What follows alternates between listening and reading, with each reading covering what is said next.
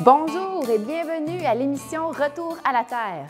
Mon nom est Annick Gauthier et aujourd'hui, j'ai le plaisir de rencontrer Patrick Léonard, qui est le propriétaire de l'entreprise Bœuf Tremblant, située à Mont-Tremblant, dans les Laurentides. Bienvenue à Retour à la Terre.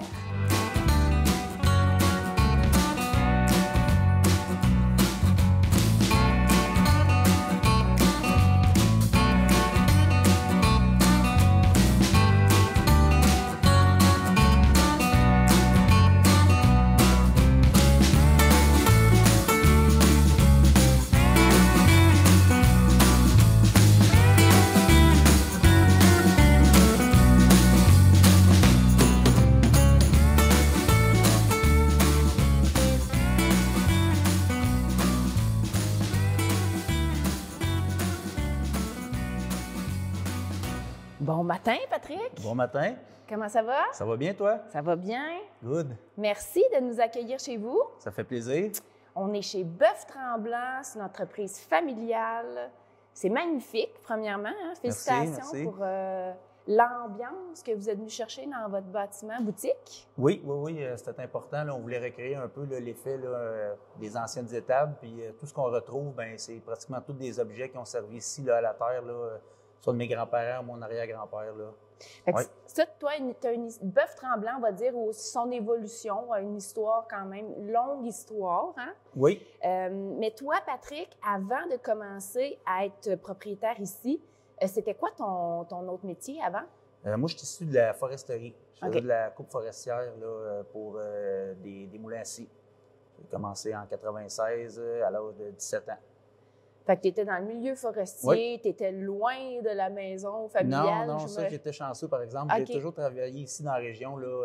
J'ai jamais connu ça, là, partir à la semaine, comme on dit, là, puis coucher dans des campements forestiers. Là. Je travaillais à plus ou moins 45 minutes de voyagement là, d'ici, anciennement Saint-Jovite. Oui, anciennement Saint-Jovite, on ne s'habitue pas trop. Hein? Mais donc, toi, tu es natif d'à côté, finalement? Là, de... Oui. Ici, on a toujours été près de la ferme familiale. Là. Mon père a eu un terrain de mon grand-père, qui était son père. Moi, mon grand-père m'a donné un terrain, fait qu'on est construit là, juste au côté de la rue. Là, j'étais à plus ou moins là, 200 pieds de mes grands-parents là, depuis 2001 là, qu'on s'est construit. Là.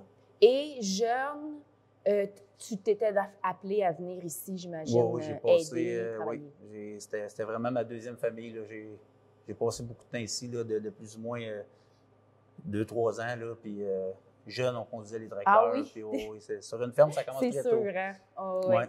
Puis donc, à un moment donné, toi, tu avais ton parcours dans le milieu forestier, puis c'était quoi l'élément déclencheur qui a fait que tu t'es dit, OK, moi, je me sens prêt maintenant à revenir à temps plein producteur? Initialement, je ne savais pas trop ce que j'allais faire de la terre, mais c'était important pour moi que ça reste dans la grande famille des Léonard. Puis mon grand-père, 8 ans avant l'année officielle qu'il m'a vendu la terre en 2016, il me l'avait promis. Il m'a dit, sois patient, je ne suis pas prête. Il n'était pas prêt encore pour pouvoir me vendre la terre. J'ai attendu 8 ans. Puis en 2016, j'ai officiellement là, acquis la terre familiale. Là, puis pour moi, c'était bien important de faire la continuité de tout ça. Et aujourd'hui, ce sont des bœufs. Oui. C'est quoi la variété? Nous, on prend les bœufs Wagyu, Kobe. Il y en a qui connaissent mieux ça. Puis on croise avec le Angus noir pur sang. Oui. Est-ce que c'est vous qui faites le croisement? Oui, là, je travaille avec mes propres taureaux, mais je n'ai rien inventé. Là. Je veux dire, ça se faisait déjà ailleurs. Là. Je ne suis pas le précurseur dans ça, mais on prend un bœuf Kobe ou full blood, puis on la coupe avec une vache Angus noir. C'est de là qu'on ressort le Wagyu. Wagyu. Ouais. Et donc, ce que je me demandais, c'est, bon, maintenant, c'est le bœuf. Est-ce qu'à l'époque, c'était du bœuf aussi? Oui, initialement, de ce que moi j'ai connu, c'était une ferme laitière. Mais mon grand-père, il avait une ferme pour subvenir aux besoins de sa famille, là, comme beaucoup de fermes qu'il y avait un peu partout là, dans les rangs et au Québec. Puis après ça, il y a eu des animaux à bœuf là, uniquement pour son amusement personnel. Là. Il y a tout le temps eu des animaux là, en continuité là, depuis que je me rappelle. Là. Puis donc, c'est tout ce savoir-là, finalement, que toi, tu as acquis. Maintenant, tu en as fait ton entreprise. Oui. Et quand on vient ici, aujourd'hui, on a une boutique oui. qui nous accueille. Oui. Donc, je comprends que c'est ici principalement que vous vendez vos produits. Oui, on vend pratiquement toute notre production de viande est vendue directement à la ferme. On vend pas aux abattoirs, on ne vend pas dans les encans. Tout ce qui vient au monde qu'on élève et qui est rendu un animal de boucherie, un bœuf, il est abattu à l'abattoir, puis il est transformé, puis il est vendu ici à la ferme. Et dans ton entreprise, là, plutôt dans la genèse, ton historique, toi, aujourd'hui, tu es le principal propriétaire. Oui. Mais tu as des membres de ta famille qui s'impliquent avec toi oui. quand même. Hein? Oui, j'en ai besoin. J'ai ma conjointe, Mélanie, qui me donne vraiment un gros coup de main. C'est pas mal la personne là, qui est en charge de la boutique. J'ai mes 3 enfants, Marc-Antoine, qui a 21 ans, 22 ans, excusez, Charles-Éric, 21 ans, puis Anne-Marie, 19 ans. Puis j'ai mon père aussi, là, lui, je n'aimerais pas son âge, là, parce qu'il ne serait pas content. Mais j'ai mon père aussi qui me donne un bon coup de main, là, occasionnellement, quand j'en ai besoin. Ouais. Fait que la famille est restée quand même présente, soudée. Oui. Puis j'imagine que ça doit être un grand avantage, hein, pour toi. Ben oui, puis on a toujours, on n'a pas besoin d'avoir autant de gens à temps plein, mais des fois, on a des rushs à donner, puis on a besoin de plusieurs paires de bras, fait qu'on fait appel à ces gens-là. Qu'est-ce que ça représente, l'ampleur du troupeau? Aujourd'hui, incluant, mettons, les veaux, les vaches, les taureaux, j'étais à plus ou moins 300 têtes. J'ai débuté, il y a 5 ans, avec 8. J'avais acheté 8 vaches initialement, il y a 5 ans. Wow! 5 ans plus tard, oui. Si je voulais pouvoir un jour espérer d'en vivre puis faire que ça, il fallait que j'augmente mon troupeau très rapidement parce qu'il y a un seuil à atteindre là, pour qu'on puisse en vivre. Sinon, je serais toujours obligé d'avoir comme 2 travails. Oui, je comprends. Pour le faire à temps plein, ça prend un minimum, de vaches. Oui, qui n'est pas tout à fait encore atteint. Là, mais ça s'en vient, une marche à la fois. Une chose que j'aime de la qualité de vie, finalement, qu'ont tes vaches, c'est qu'ils vivent dehors, oui. Entre autres. Oui. Nous sommes dehors à l'année. L'été, c'est les pâturages. Quand les champs sont prêts, ils vont brouter l'herbe. Puis à l'automne, bien, on les transfère sur le côté de la ferme. Là, on a un parc hivernal où est-ce que les animaux là, sont à l'extérieur, mais il y a des murs brise-vent. Puis ils ont du paillage en continu, puis ils sont bien, s'ils sont adaptés. C'est ça, dans le fond, toi, tes vaches, le fait qu'ils soient à l'extérieur tout le temps, finalement, c'est un peu comme un chevreuil ou un orignal qui vit dans la nature. Là, il s'adapte à son environnement. Puis il se fait une graisse. Oui, c'est ça. Puis volontairement, là, sur la fin de l'été, on commence à nourrir un peu plus en énergie. On va donner du foin de qualité avec de l'ensilage de maïs pour justement pour qu'ils puissent avoir un bon taux de gras, là, puis une bonne couche dorsale là, de gras là, pour qu'ils puissent passer là, facilement à travers nos formidables hivers. Oui, c'est ça. Une vache l'hiver qui vit dehors, elle se revêt son manteau de neige aussi, j'imagine. Ben oui, ils vont se mettre à faire justement du gras volontairement, c'est dans leur nature, puis leur poil aussi, là, comme un chien, tu sais. On le sait, au printemps, ça se met à muer, les animaux, c'est pareil, ça perd tout le poil au printemps pour être mieux pour l'été. S'adapter. Mais tu disais quand même que tu fais en sorte qu'il y ait un brise-vent quand même, parce que le vent, ça doit être l'ennemi. Oui, je ne l'ai peut-être pas mentionné, mais oui, on a des murs brise-vent. Là, ça, c'est vraiment important. Là, puis c'est exigé aussi là, par le MAPAC. Là, c'est une question de bien-être animal. C'est les vents. Là, on le sait, c'est quoi le facteur éolien? Là, on le ressent nous aussi, fait que c'est pareil pour eux. Là. Fait que déjà, de couper le vent, ça fait que entre eux autres aussi, le troupeau, ils se rassemblent. Ils se collent tous. Oui, c'est ça. Quand il y a des forts vents, il y a de la pluie, de la neige, si on va dehors au champ ou dans le parc hivernal, ils sont tous à côté un sur l'autre. Ils maintiennent leur chaleur comme ça. J'imagine ceux qui sont à l'extérieur, ils doivent alterner. Là. Ils ne doivent pas toujours rester dehors, à l'extérieur du troupeau. Là. Dans tes valeurs, on va dire, de qualité de ta viande, qu'est-ce que tu fais au niveau des soins animaliers, là, admettons, antibiotiques et compagnie? Là? Nous, on n'est pas bio. On l'avait regardé. On a pris la décision d'être le plus naturel possible. On ne donne aucun hormone de croissance, puis on ne donne aucun antibiotique préventif. On va uniquement traiter l'animal si malheureusement il fait une pneumonie, une diarrhée ou peu importe, mais c'est rare. En vivant à l'extérieur, ils sont beaucoup, beaucoup moins en contact avec le nid de bactéries là, qu'on peut retrouver à l'intérieur. Là. Ça, c'est une bonne chose.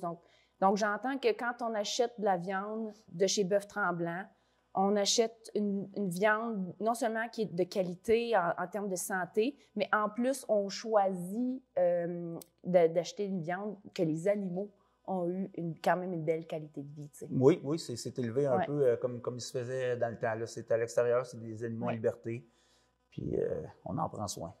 Et vous avez quand même développé là, une grande brochette, si je peux me permettre le terme, de produits. Oui, oui. Nous, on vend ici à la boutique, c'est tout du surgelé sous vide. Puis on a à peu près toutes les découpes imaginables, de la charcuterie, saucisses, jerky, pépérettes, etc. Là, on est saucisson, oui. Vous avez une belle boutique. Merci. Elle est ouverte au public, entre autres les fins de semaine. J'ai envie d'aller voir ça d'un petit peu plus près. Donc, si ça tente de m'accompagner, on va aller voir en détail.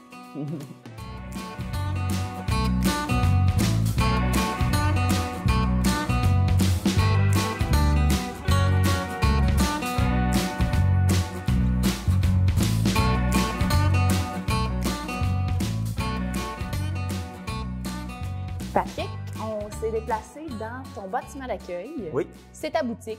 Oui. On peut venir ici acheter notre viande. Il y a des frigos, tu vois, c'est rempli de stock. Oui. C'est quoi les heures d'ouverture pour le moment? Présentement, on est ouvert le vendredi de 4h à 6h en fin de journée, le samedi de 10h à 4h, puis le dimanche de midi à 4h. D'accord. Fait que ça, c'est l'horaire, on va dire, hivernal. Oui, oui, oui. L'été. L'été, c'est les mêmes journées, mais on rallonge nos heures d'ouverture pour répondre à la demande des campeurs. Puis si on veut valider avant de venir, on va sur la page Facebook? Oui, on a une page Facebook. Nos heures d'ouverture sont là, puis nos nouveautés, là, on tient nos consommateurs là, à l'affût. Super. Parce que franchement, que vous passiez dans le coin ou que vous ayez à faire un petit détour, ça vaut la peine de venir ici. Bien, merci. Les produits que tu as dans ton frigidaire, écoute, c'est super varié. Là. Il y a de tout finalement. Peux-tu nous en parler un petit peu? Ben oui, on a vraiment les steaks, là, comme on appelle, le faux filet, contre-filet, le tomahawk. On a aussi de la saucisse avec plusieurs saveurs, jerky, pépérette, smoked meat, bacon de bœuf qui est très peu connu. Ah oui, j'avoue. Oui, jamais goûté à ça. C'est très bon, c'est différent. En fondu, c'est excellent, mais personnellement, un déjeuner, c'est le bacon de porc, c'est un incontournable. Puis sinon, on a la macreuse, la top plate, là. On est vraiment diversifié, là. Macreuse. Oui. Puis tu m'expliquais que dans le bœuf Wagyu, Wagyu, exactement, oui. il y a ce que tu appelais la persillade. Le persillage. Persillage. La persillade, c'est un mix de céleri et de... ça se peut. Persillage, oui. Pardon. Et qu'est-ce que c'est exactement? Parce que c'est une particularité de cette viande-là, hein? Oui, bien le persillage, on le retrouve dans n'importe quel bœuf, c'est juste que le Wagyu, il est beaucoup plus accentué. C'est ce qui fait que cette race-là ressort du lot, c'est que c'est reconnu pour sa tendreté, son persillage qui est beaucoup plus présent. OK. C'est les petites lignes blanches qu'on voit à travers la pièce de viande, là, à travers son muscle. Qui vont chercher, comme tu dis, un côté tendre. Là, oui, ça a un côté beurre aussi, si on veut. C'est fondant en bouche. Bon, il faut l'essayer pour l'adopter. Ben oui, c'est en plein ça. Et dans ta boutique, tu as intégré plusieurs éléments antiques. Oui. Mais ce qui est particulier, c'est que ça a été vraiment utilisé ici à la ferme. Hein? Oui. En reprenant la ferme de mes grands-parents, ben tout venait avec, les antiquités. Fait que c'était important pour nous là, de meubler ça là, avec ce qui a déjà servi là, à la ferme. Là, comme par exemple ici, là, c'est un ancien crible à grains là, qui a été utilisé du temps de mon grand-père, mon arrière-grand-père. Puis on retrouve aussi là, soit des vieilles pelles. À neige fabriquée en bois, ce qu'on appelait des balances à cochons, c'est comme mes grands-parents appelaient ça comme ça. C'est en plein ça. Ouais. Fait que les antiquités, dans le fond, qui ont été utilisées, c'est difficile peut-être pour toi de le dire, mais là, toi, tu représentes la 5e génération. Oui. Tes enfants sont la 6e. Exactement. Mais ces antiquités-là, ils ont été utilisées plus à l'époque de ton grand-père? Mon grand-père et mon arrière-grand-père. Et ton arrière? Oui. Donc, c'est vraiment vieux, là. Oui, puis il y en a peut-être qui ont servi avant, mais je ne suis pas assez certain, je ne le mentionnerai pas, mais du temps de mon grand-père, là, même il y a des objets ici que moi j'ai eu la chance d'utiliser, là, soit une vieille masse là, pour planter les picaticettes quand on faisait de la clôture, des anciennes cages à poules là, qui ont été faites à la main, là. Dans le temps, les gens qui n'étaient pas à la télévision, ils fabriquaient des objets le soir. Puis les grosses pinces là, qu'on voit là, au plafond, oui, là, ça c'était ça. On appelle ça la grande fourche. Ça, les granges du temps, on retrouvait ça. Il y avait une traque en acier, là, une règle en acier. Puis c'était soit avec les chevaux initialement, puis après ça, c'était les tracteurs avec un système de câblage et de poulies. On descendait la grande fourche sur le voyage de foin et lousse. Ils refermaient 2 petits crochets, puis ils montaient ça au plafond. Puis il l'envoyait soit à gauche, soit à droite, là, dans la tasserie, là, comme il appelait ça. Puis il laissait descendre là, le tas de foin. Donc, est-ce que ces pinces-là ont vraiment été utilisées par ta famille? Oui, oui, c'est Hey, ça a ça, été utilisé, ouais. je trouve ça le fun, le côté familial de l'entreprise, tu sais. Oui, oui, c'est quelque chose qui nous tient vraiment à cœur. Puis, tu sais, j'ai été chanceux de pouvoir poursuivre ça, puis en espérant que peut-être un de mes enfants continue. Oui, je trouve que ça donne du sens, puis ça fait un côté chaleureux aussi, de te rencontrer, toi ou ta conjointe, quand on vient ici, tu sais. Ben oui, puis je pense que les gens qui viennent nous rencontrer, qui viennent nous encourager, ils doivent le ressentir parce qu'on est vraiment passionnés, puis on aime transmettre un peu là, ce qu'on a pu connaître là, de nos ancêtres, là, puis on essaie de parler de l'histoire. C'est vraiment quelque chose là, qui me passionne énormément. Et dans la salle qui annexe la boutique, une belle grande salle, tu as du potentiel, tu pourrais faire des événements là, si tu voulais. Hein? Ben oui, éventuellement, là, on a quelques projets, c'est encore embryonnaire, là, mais peut-être qu'on regarde pour peut-être faire là, des mini-réceptions privées, là, où est-ce que les gens arriveraient plus, là, soit avec le traiteur ou qui pourraient peut-être même utiliser notre cuisinière au bois, là, faire des thématiques, là, on cuisine à l'ancienne. C'est quelque chose qu'on a à l'idée. On n'est pas rendu là, mais ça fait partie de nos plans. Là. Ça va-tu se réaliser? Pas certain, mais en tout cas, on verra. Ça pourrait être une belle continuité dans l'évolution de l'entreprise, qui est encore jeune en soi. Hein? Tu sais, toi, tu es comme en observation aussi, j'imagine. Oui, oui, on s'adapte, puis on regarde aussi, puis on est ouvert aussi aux commentaires. Tu sais, des fois, il y a des gens qui nous mentionnent, tu sais, puis ils ont des bonnes idées, disent hey, ça serait le fun peut-être si vous avez-vous pensé à faire ceci ou cela? Fait qu'on est à l'écoute, puis ça va faire 2 ans au mois de mars là, que notre boutique est ouverte là, au public. Et c'est la principale source de vente, on va dire lieu de vente de ton commerce, de tes produits pour le moment? Oui, on vend pratiquement tout ici. Là. On est dans 3 restos là, ici à Tremblant. Là, aussi. Pour le bœuf haché, oui, parce que ça, le bœuf haché, on en retrouve pratiquement la moitié sur un bœuf, c'est du bœuf haché. Là, fait que pour nous permettre d'avoir une viande qui est fraîche en continu, là, on peut se permettre d'en vendre dans des restos. OK. Dans ta belle salle de l'autre côté, tu as commencé à mentionner quelque chose, tu as parlé de ta cuisinière. Oui. Elle n'est pas petite, hein, mais elle est magnifique, justement. Là. Oui.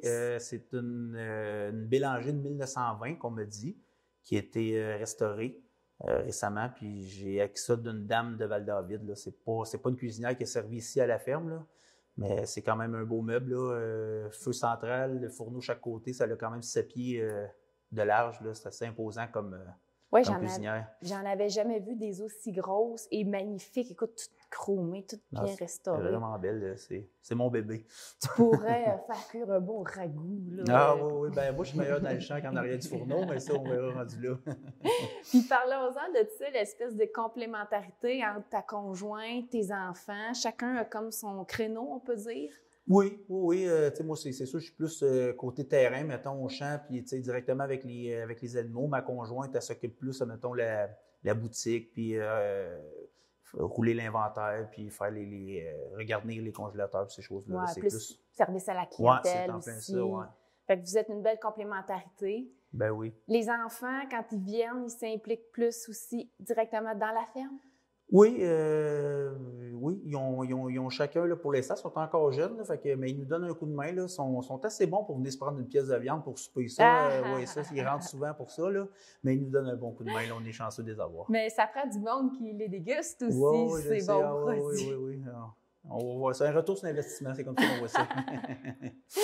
Toutes les recettes que vous avez, saucisses, c'est vous autres qui avez développé ça? Je fais affaire avec une boucherie. Ce n'est pas nous qui faisons la découpe, on n'a pas les connaissances, mais les saveurs, là, on essaye puis on s'ajuste. Il y a des saveurs qui marchent moins que d'autres, fait qu'on les délaisse puis on est vraiment là, essai-erreur présentement encore. Là. De là, l'idée, c'est justement d'être en observation puis que ça fait partie du lot d'une jeune entreprise aussi. Effectivement. Fait que vous êtes ouvert aux commentaires, on aime.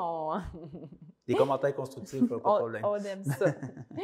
J'ai envie d'aller voir la continuité de l'entreprise, peut-être aller faire un petit tour dehors. Parfait, il fait super beau aujourd'hui. Allons-y. Merci.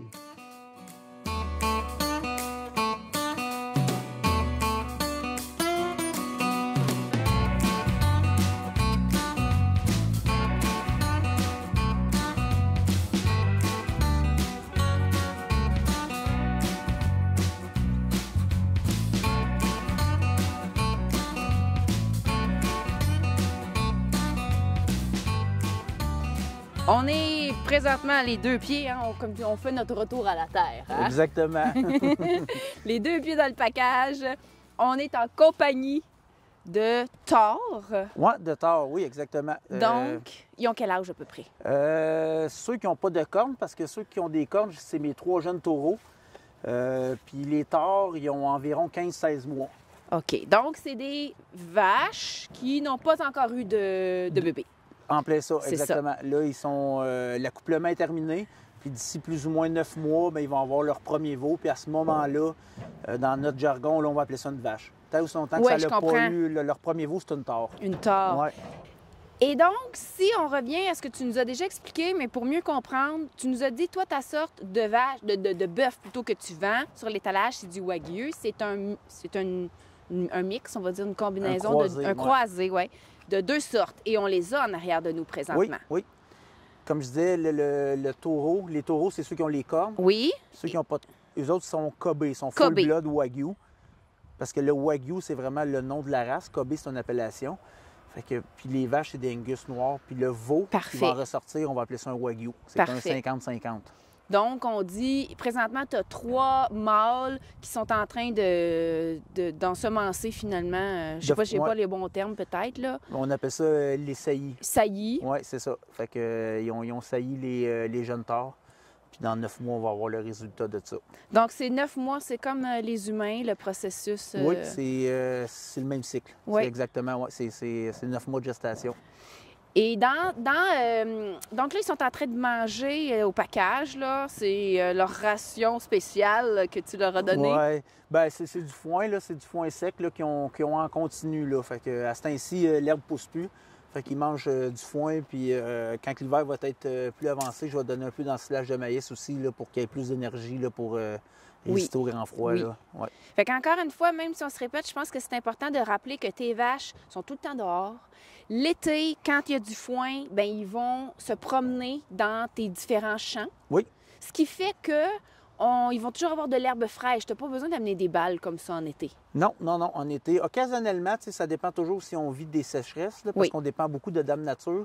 Mais si on a une bonne été pour nous, simplement avec des rotations de pâturage, là, on fait du pâturage intensif qu'on appelle, c'est que les animaux sont dans une parcelle qui est restreinte environ une journée, puis je les change de place. Fait que ça permet de pas trop brouter, mettons, de façon intense. Parce que si l'herbe vient trop courte, c'est là qu'on vient qu'avoir une sécheresse, bien, l'herbe va brûler. Ça repoussera pas, hein? Ça. Puis, dans les principes écologiques, veux pas qu'ils sous-tendent là, ces pratiques-là, là, le fait est que toi, tes vaches, bien, ils fertilisent au fur et à mesure qu'ils passent dans un champ. Oui, exactement. L'avantage de la façon que je procède, c'est qu'on n'utilise pas de tracteur pour récolter, exemple, le foin qu'on emmènerait ici, comme présentement. Donc, diminution d'essence. Oui. Puis on n'utilise pas justement des tracteurs de la machinerie pour aller réétendre le fumier. En hiver, on l'accumule. Ça, oui, on va en étendre une certaine partie, mais tout ce on n'est pas dans l'obligation de le faire. C'est les animaux par eux-mêmes, là, en se déplaçant, ils vont l'étendre naturellement. Puis le fait on va dire dans une ferme conventionnelle où les excréments sont comme amassés dans un... Comment on appelle ça? Bien, une étable là, sur une dalle de béton. Sur une dalle, oui, c'est ça. Là, ça concentre les émanations de gaz et tout, chose qui ne se produit pas quand les vaches sont à l'extérieur. Non, ben non. Ça, là-dedans, je m'avancerai pas trop, là, mais par contre, oui, là, effectivement... ça s'en retourne à la terre. Oui, c'est vrai de ça. Mais ils le font de l'autre façon aussi, mais c'est mécanisé. C'est sûr. Et là, toi, tu as une gestion particulière de ton cheptel, on va dire. C'est que tu dois en déplacer à l'occasion des troupeaux, là, Ben oui, ici, mettons, à l'interne, là, présentement, sont dans ma place hivernale. Puis quand il arrive le printemps, ben il faut que je traverse la route, puis ils s'en vont dans les champs, là, sur le bord de la rivière. Puis j'ai commencé à travailler avec d'autres producteurs où est-ce que j'envoie mes animaux en pension. Parce qu'ici, malheureusement, je manque de superficie là, pour respecter les règles environnementales. Oui. Fait que j'en ai plus ou moins 150 de placés là, présentement en Normandin, au Lac-Saint-Jean. Un ami là, qui qui les prend en pensionne les animaux. pension. Ouais, c'est en plein ça. Et tout ça, comme tu dis, c'est dans le but de respecter les normes environnementales qui vous limitent à un certain nombre de bêtes sur une superficie. C'est en plein ça, oui. Qu'est-ce que ça l'amène s'il y en avait plus, là, des bêtes, par exemple? Là? Je serais tout simplement en infraction. Par J'aurais pas le rapport droit. à quoi? Qu'est-ce qui... C'est vraiment par rapport à l'environnement. Là, on travaille avec un agronome. Oui. C'est elle qui prend les tests de sol.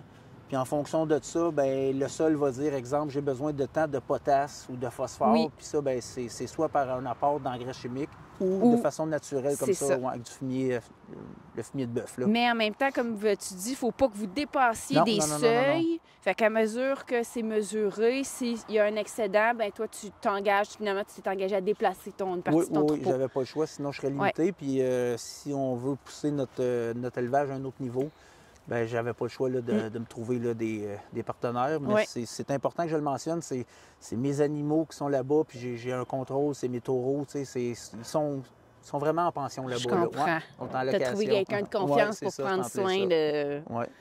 Et qu'est-ce qui s'en vient dans le futur de l'entreprise Bœuf Tremblant? Prendre ma retraite un jour. non, mais c'est vraiment de continuer ce qu'on fait. Puis c'est de pouvoir répondre à la demande parce qu'on a vraiment une belle demande. On a une belle récurrence, nos clients, puis on manque régulièrement de certaines découpes. Là, parce que, tu sais, l'exemple, le faux filet contre filet, filet mignon, c'est des parties qui sont prisées, mais qu'on ne retrouve pas en grande partie sur un bœuf. Ça prend beaucoup de bœuf pour manger que du filet mignon. Oui. Je comprends aussi que vous êtes encore une jeune entreprise. Fait que pour vous, ne serait-ce que de stabiliser les opérations, être à l'écoute de la clientèle, ça fait aussi partie de vos défis pour le moment. Là. Oui, puis c'est... Aujourd'hui, exemple, ce qui se produit ici, on a mis les taureaux environ un mois. On parle de plus ou moins 1 à 2 mois pour que l'accouplement soit réussi. Oui. On parle de 9 mois de gestation, puis on va abattre les bœufs à l'âge de plus ou moins 26-28 mois, avec 1 mois de vieillissement chez le boucher avant de faire la découpe. Fait que si on additionne tout ça, on parle de 3 ans et demi. Ce que j'ai fait il y a 1 mois, c'est dans 3 ans et demi que je vais retrouver... Fait que c'est comme un processus, tablettes, là. Toi, comme tu fais de la gestion de projet, finalement, là. Oui, tu penses à long terme. Il faut voir, c'est ça. Il faut voir au moins ce que je fais là, c'est juste dans 3 ans et demi là, que je vais avoir du concret. En tout cas, tes bêtes ont l'air bien dociles. Je crois que c'est une des caractéristiques, entre autres, de cette relation-là que tu établis avec eux. Oui, mais comme la majorité des producteurs, quand tu es passionné, tu aimes tes animaux, on passe beaucoup de temps avec eux, puis ils nous reconnaissent, on arrive, là, puis ils savent, là, juste le bruit du tracteur, c'est une routine pour eux. Là, Papa s'en vient nous donner des bonnes... Je sais pas si c'est papa, là, mais en tout cas, tu as une belle entreprise, tu prends bien soin de tes animaux, puis je sens que vous avez le souci de la qualité. Là. Félicitations. Merci. Puis merci beaucoup de nous avoir accueillis chez vous pour l'émission. Ça m'a fait plaisir. Une belle rencontre. Merci. Bonne continuation à vous autres aussi. Merci beaucoup. Merci. Merci beaucoup d'avoir été des nôtres aujourd'hui. Mon nom est Annick Gauthier. Je remercie également Patrick Léonard de nous avoir accueillis chez lui à Bœuf Tremblant. Et je vous invite à continuer de nous suivre pour les prochaines émissions de Retour à la Terre sur le site Internet de la tvcl.ca. Au plaisir!